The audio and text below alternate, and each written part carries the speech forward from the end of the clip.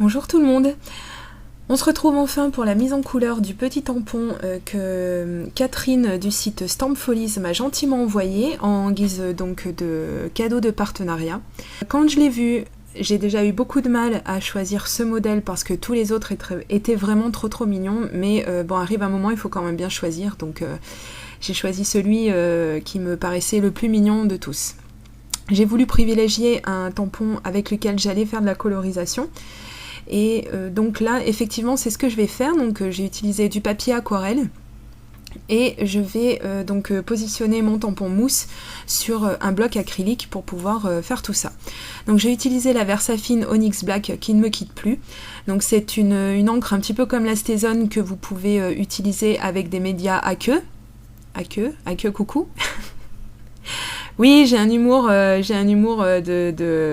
gens de ma génération, voilà. Je suis désolée pour les plus jeunes, vous ne pourrez pas comprendre, mais c'est pas grave. Vous ferez expliquer par vos parents. Bref, donc effectivement, c'est donc une encre qui résiste à l'eau, tout comme la Stézone, mais celle-ci, elle a la particularité de souligner beaucoup plus les détails. Donc j'aime beaucoup la Versafine. Et donc, comme je le disais, je vais utiliser de l'eau. Donc là, vous me voyez faire avec mon fidèle pinceau à réserve d'eau. Donc on peut effectivement s'affranchir, voilà, c'est le mot que j'ai cherché, du pinceau à réserve d'eau. Donc à savoir que moi c'est quelque chose que j'utilise pas mal parce que je trouve ça bien plus simple pour utiliser, comme là je suis en train de le faire par exemple, des crayons pour la mise en couleur à l'aquarelle ou avec des godets ou etc. C'est plus simple et moins dangereux pour moi avec mes deux mains gauches qui une fois sur deux renversent mon petit verre d'eau sur mon travail, donc ça m'énerve. Alors maintenant il y a moins de risques avec le pinceau à réserve d'eau, bien sûr. Non, mais sans rigoler, c'est vrai que c'est quand même... tant qu'on n'en a pas, on se dit qu'on peut faire sans, et quand on en a, on se demande comment on a fait sans jusqu'à présent. Moi, je sais que maintenant, c'est devenu quelque chose que j'utilise mais quasiment tout le temps pour mes mises en couleur, mis à part que, bon, il a quand même une pointe assez fine, mais... Il m'arrive encore de ressortir des pinceaux très fins qui m'avaient été offerts par Laetitia l'année dernière et que je remercie encore. Parce que même en cherchant dans le commerce, j'en ai jamais trouvé des aussi fins. Donc c'est vrai que pour les mini espaces, ils me rendent bien service. Mais les 3/4 du temps, j'utilise mon pinceau à réserve d'eau. Donc là, vous avez vu pendant que je papote que j'ai commencé ma mise en couleur. Donc vous avez plusieurs techniques pour faire ça. Donc j'ai abordé ça souvent dans mes vidéos. Donc cette fois-ci, je vais utiliser la technique de mettre de l'eau en fait directement sur mon papier aquarelle. Et utiliser bien du papier aquarelle, c'est un conseil parce que déjà que le papier aquarelle a tendance quand même un petit peu à gondoler. Donc là, si vous utilisez un autre papier et que vous mettez de l'eau dessus, c'est à vos risques et périls. Hein. Vraiment, le résultat est pas vraiment top quoi. Donc j'ai commencé à mettre de l'eau sur mon support et je suis venue mettre la peinture, enfin le pigment que j'ai prélevé directement au bout de mon crayon aquarellable. Oh là là, faut tenir encore 8 minutes comme ça, je sais pas ce que ça va donner. Et donc comme ça la couleur vient se diffuser exactement où l'eau a été mise sur le papier. Et donc on a tout de suite un effet beaucoup plus fondu, beaucoup plus doux. Et moi c'est vrai que quand j'ai vu ce tampon, je me suis dit il faut absolument quand je le recevrai que je fasse une mise en couleur à l'aquarelle parce que je voulais vraiment des couleurs douces, un petit peu comme celle du packaging. Alors pas en vert, hein, parce que la théière verte elle est bien jolie, mais bon moi je la voyais plutôt en rose comme les filles, voilà. Donc effectivement c'est la couleur que j'ai choisie, la dominante hein, sur ma théière. Donc vous voyez là un petit peu le travail pendant que je papote. Alors j'ai commencé avec une couleur très claire. Si, oui, elle est claire quand même. Plus claire que la deuxième que j'utilise évidemment pour mes ombres. Bon après on peut rester très bien sur une seule couleur et en rajouter de la même couleur aux endroits qui sont déjà secs pour accentuer un petit peu les ombres. Bon, moi là il se trouve qu'avec mes Faber-Castell j'ai la chance d'avoir plusieurs teintes donc je peux un petit peu faire avec. C'est beaucoup plus simple, hein, c'est vrai, il faut bien le reconnaître. Mais après on fait avec les moyens du bord, hein, c'est pas un souci. Donc là j'ai terminé là, à peu près, hein, parce que je vais faire quelques retouches hors caméra et puis je reviendrai peut-être aussi pendant la vidéo, je me rappelle plus trop. Donc là pour la mise en couleur du petit rat, Qu'est-ce que c'est, un campagnol, un écureuil? Non, pas un écureuil, ça n'a pas trop la tête d'un écureuil. Bah, du petit personnage, quoi, pour aller plus vite. Donc je vais commencer avec une couleur orange, et là, avec un mini bout de crayon à aquarelle qui me reste. Et bon, celui-ci, si je le taille, je vais plus me tailler les doigts que tailler le crayon en lui-même. Pour l'instant, il a une mine assez longue, donc ça pose encore pas de soucis. Mais vous voyez que quand on investit... Bon, moi, cette boîte-là, j'avais eu la chance qu'on me la donne, quelqu'un qui s'en servait plus. Donc bien sûr, je l'ai vite récupérée. Par contre, c'est vrai que quand on investit dans ce genre de matériel, alors ça coûte vraiment beaucoup. Surtout si vous achetez carrément la boîte maintenant, ce que je peux vous conseiller, c'est tout doucement, comme avec les feutres à alcool, d'acheter votre matériel petit à petit. Donc là, pareil, hein, les crayons à aquarelle s'achètent également à l'unité, hein, normalement. Enfin, on peut les trouver quand même assez facilement, pardon. Donc, comme ça, l'investissement est bien moindre. On sent un petit peu moins passer. Bon, c'est sûr qu'il ne faut pas faire le calcul à la fin, parce que là, ça fait des sommes folles, hein, mais il ne faut pas raisonner comme ça, il faut raisonner dans le sens où si on peut, bien sûr, on ne va pas se mettre dedans pour acheter 3 crayons aquarelle, on est d'accord, mais si on peut avoir du matériel quand même un petit peu plus sophistiqué de marque, etc., c'est vrai que le résultat vraiment... Et je sais que je suis pas la seule à le penser, le résultat vraiment s'en trouve, mais vraiment, vraiment amélioré. On peut vraiment avoir quelque chose de bien plus abouti, de bien plus sympa. Après, on a du très bon matériel aussi d'entrée de gamme, hein, ça n'empêche pas, voilà. Surtout si vous débutez, bien sûr que je vais pas vous encourager à vous équiper, à acheter tous les crayons à aquarelle Faber-Castell ou autres, hein, d'ailleurs, parce qu'il y a plein d'autres marques, plus ou moins chères. Bien sûr, si vous voulez vous lancer, essayer la colorisation comme je suis en train de le faire, vous pouvez déjà démarrer avec des Bic, avec des Staedtler qui sont pas trop chers non plus. Mais vous verrez que quand vous aurez vraiment pris le coup de main, excusez-moi, eh bien, quand vous passerez sur d'autres marques un petit peu plus chères, bien, vous verrez tout de suite la prise en main, la différence, le rendu, etc. Donc là, pendant que je continue de papoter, puisque bon, c'est un petit peu toujours la même méthode, hein, vous avez vu, sauf là où je vous montre quand même qu'on peut utiliser une autre façon, qu'on peut utiliser les crayons d'une autre façon, on peut venir effectivement, comme la logique l'imposerait même, venir mettre directement sa couleur sur son papier. Alors à ce compte-là, je vous invite à la prudence, surtout si c'est du matériel que vous venez d'acquérir, je vous conseille de faire des tests sur un papier brouillon, sur un papier à part, parce que de temps en temps on peut avoir de sacrées surprises. Donc moi c'est ce qui s'est passé quand j'ai eu donc les Prismacolor, si je confonds pas avec les Spectrum noirs, je me rappelle plus, je crois bien que c'est les Prismacolor qui sont aquarellables également.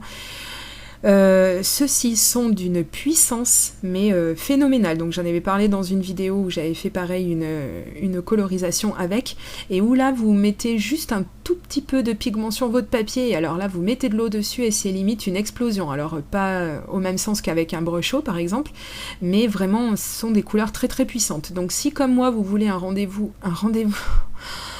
c'est le boulot qui me tape sur le système, je m'excuse, je reprends. Si comme moi vous voulez un rendu, mais mon Dieu, je me fais pitié, un rendu soft, je vais y arriver, il faut que je me concentre, eh bien, je vous conseille plutôt de prélever de toutes petites quantités de pigments au bout de votre crayon, ou alors vous pouvez mettre de la couleur directement sur le papier, mais en y allant tout doucement et très progressivement. Voilà, je vais y arriver.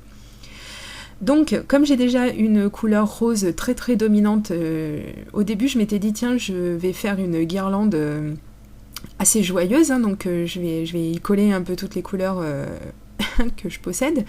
Et comme j'ai horreur de l'effet harlequin, ce que j'appelle l'effet harlequin, c'est quand on met 80 millions de couleurs sur une colorisation où après l'œil se perd un petit peu, je trouve qu'il n'y a plus de fil conducteur au final, et enfin moi personnellement c'est pas ma logique de travail, donc là j'ai préféré rester sur quelque chose encore une fois de tranquille, de doux, etc. Donc je suis restée seulement sur 2 couleurs pour la petite bannière.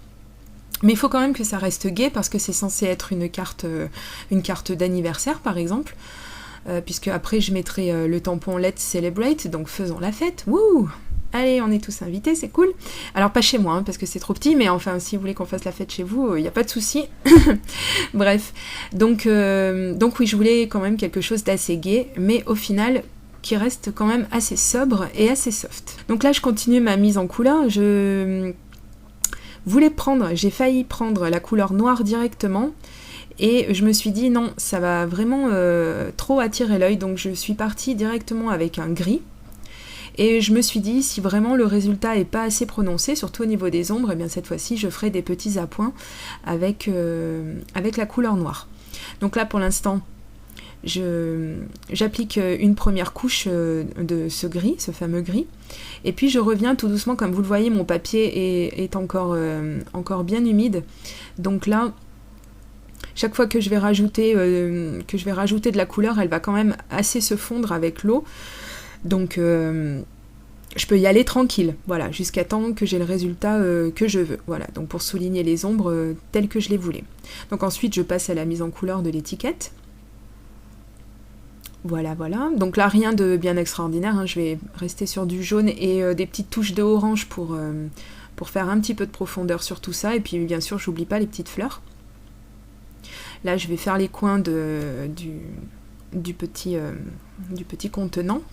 Le nom m'échappe, il est tard, je suis fatiguée.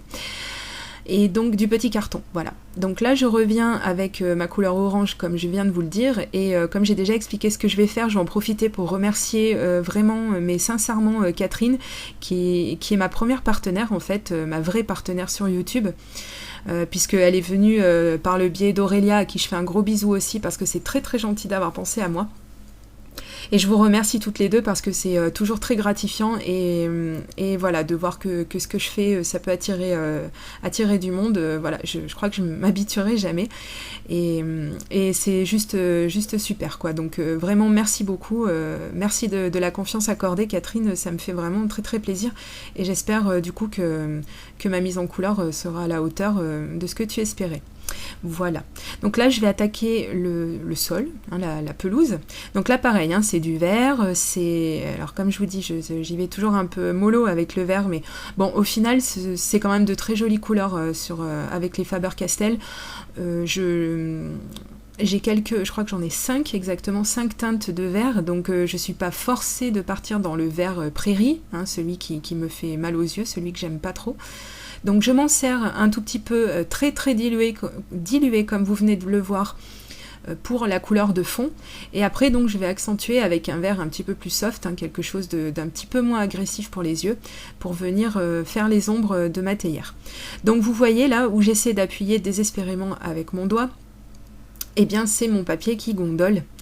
Donc encore une fois, bon c'est vrai que je l'ai quand même pas mal imbibé, hein, donc première...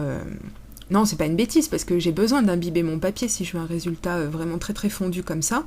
Mais là où j'ai pas assuré, et il faut absolument que je pense la prochaine fois à le faire, c'est à fixer mon papier sur mon plan de travail, parce que en le fixant, eh bien, avec du scotch de masquage, du scotch de peintre, que vous aurez d'abord scotché sur votre main pour lui enlever un tout petit peu de son pouvoir adhérent, parce que sinon, quand vous allez le retirer, ça va tout arracher, et ça, ce serait franchement dommage. Mais c'est vrai que j'ai vu ça sur les vidéos des Américaines, comme toujours, hein, qui sont toujours en avance, mais ça peut énerver hein, quand je dis ça, mais bon, c'est malheureusement la vérité, donc on s'en inspire beaucoup, et Dieu merci, heureusement, elles sont là pour nous aiguiller dans le bon sens. Et donc effectivement, quand on accroche son papier à son plan de travail, on a quand même beaucoup moins cet effet de papier qui gondole. Donc bon, je vais fixer tout ça après, c'est pas un problème, je vais mettre un papier à l'arrière pour le tendre, mais voilà, enfin, si déjà dès le départ vous prenez déjà le bon réflexe et que vous essayez déjà de tendre votre papier, vous verrez, normalement il devrait y avoir moins d'effet de gondole, voilà, enfin, j'essaierai ça, il faut absolument que je pense et que je vous dise, moi, mon ressenti sur la chose. Bon, après, il faut vraiment que j'investisse dans... Il faut que j'essaie une fois pour toutes le meilleur des papiers aquarelle que Gisèle m'avait conseillé. Alors, honnêtement, là, la marque, elle me revient pas, là, comme ça, mais là, celui que j'utilise, c'est du Canson. Alors, c'est pas vraiment du papier spécial aquarelle, c'est du papier multi-technique, mix média, je sais plus quoi. Donc bon, ceci explique peut-être cela, mais n'empêche que j'ai quand même souvent, vous m'entendez quand même souvent râler, hein, ça tout court, mais surtout sur le papier qui gondole, le papier aquarelle qui gondole, alors qu'il est quand même censé ne pas gondoler, puisque c'est du papier qui est censé recevoir de l'eau, et la recevoir comme il faut, donc sans souci. Donc bon, Je vous tiendrai au courant quand j'aurai vraiment trouvé quelque chose de super sensationnel. Donc arrivé le moment de mettre le petit sentiment sur ma carte, voilà, que j'ai choisi d'embosser. Comme ça je me suis dit, elle est très très soft, mais il faut quand même un tout petit côté fun quand même, hein, ce soit vraiment quand même un petit peu festif. Donc là vous le verrez pas sur la vidéo, mais à la toute fin, avant que j'oublie de vous le dire, je vais rajouter du Wink of Stella. Je l'ai rajouté quand j'étais en train de prendre les photos, je me suis dit mais il manque quand même quelque chose un petit peu sur cette carte et donc j'ai pensé au Wink of Stella. Je voulais presque rajouter des papillons, des choses comme ça, et puis non, vraiment, j'arrivais vraiment à rien à mettre sur cette carte de plus, quoi. Je la trouvais très très bien comme elle était parce que vraiment le tampon joue vraiment son rôle, il fait vraiment tout en fait, hein. Donc ça, plus si vous arrivez à faire une jolie mise en couleur, je veux dire votre carte elle est presque terminée. J'ai juste rajouté 2 petits strass en forme d'étoile, donc là ce sont des strass de la marque Papermania. Ça aurait pu très bien être d'autres strass, mais c'était les seuls que j'avais qui étaient raccord avec la couleur de ma théière. Voilà, donc ma petite carte est terminée. J'espère qu'elle vous plaît, j'espère qu'elle plaît à Catherine également, de Stamp Follies. Et donc, je vous reviens très très prochainement avec d'autres vidéos création, c'est promis. Allez, je vous fais des gros bisous, je vous dis à très très bientôt, bye bye!